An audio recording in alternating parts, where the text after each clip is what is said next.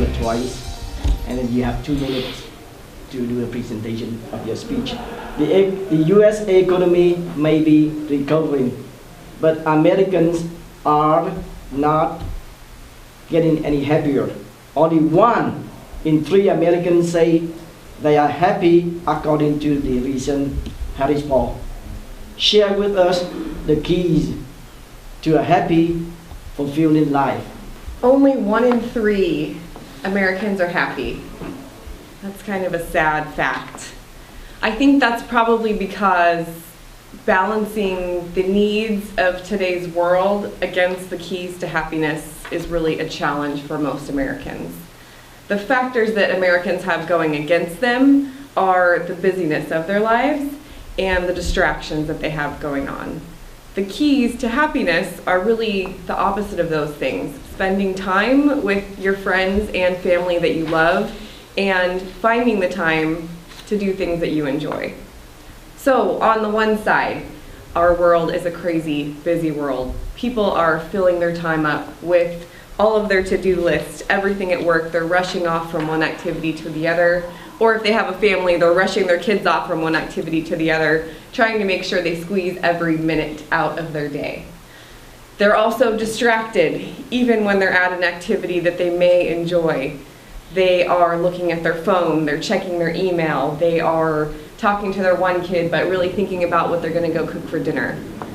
And not focusing on the keys to happiness, which are spending time with their friends and their family. The people that you really love, I think, are one of the most important things, and that's really where you get your happiness from.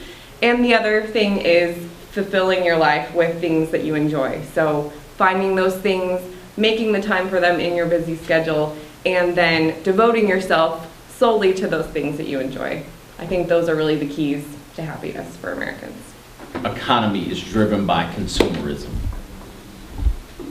If we don't consume, we don't buy, the economy sometimes goes bad.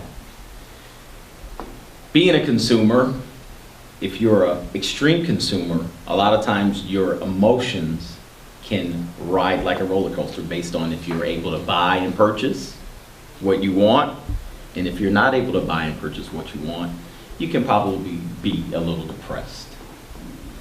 And especially if you see your friends and they drive up in that new BMW that you wanted.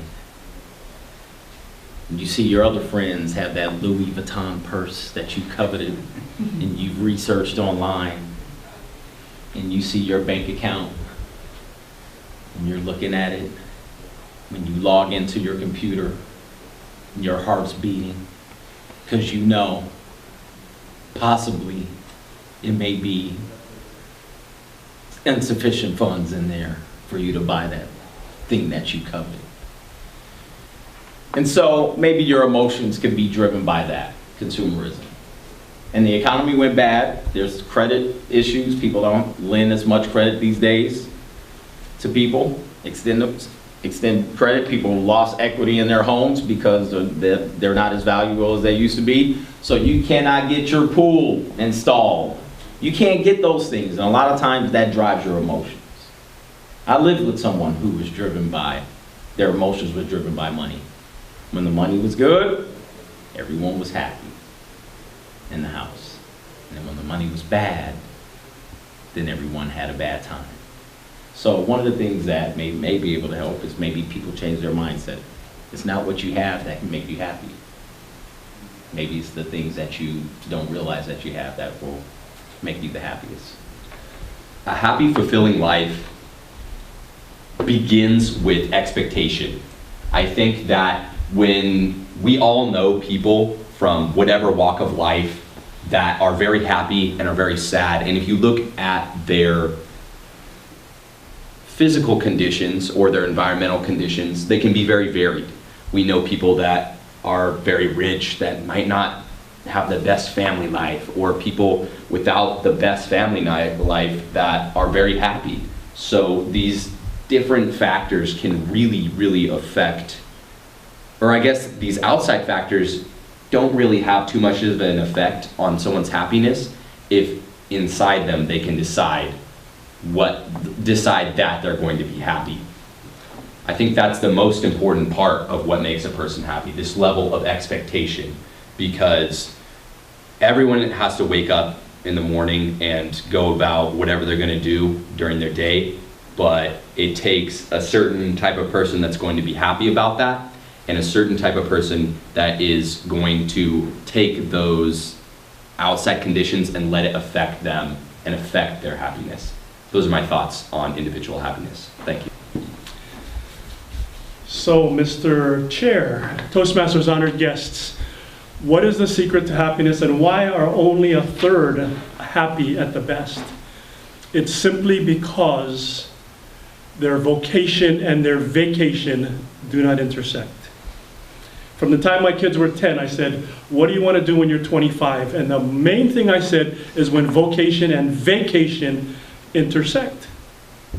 So for me, that's what the rule I've always followed. So I've always had fun with what I did, and if I didn't have fun, if it was an organization I didn't like or didn't match or didn't connect with, then I would move. Now I can tell you, I'm working currently for a project with the County of Riverside, and you can tell people's happiness by their answer.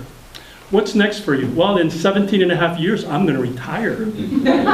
Right? Think about that for a second. And so I listened to that and I said, pardon me, what did you just say? 17 and a half years, I'm counting down. So you know they're not happy. If that's the answer, they're not happy. It's something to consider. And I've actually talked to some people. Why don't you find some place where your vocation and vacation match? Why don't you move to another department? Now, there's a poll out there, and it backs up those numbers, and that poll is by the Gallup poll, and they talked about how 30% of the people are actually contributing members to their job. And there's about 20 that are actively, they call it disengaged, and the rest are in the middle. So, Mr. Toastmasters Chair, Toastmasters and honored guests, find where your vocation matches your vacation. Thank you.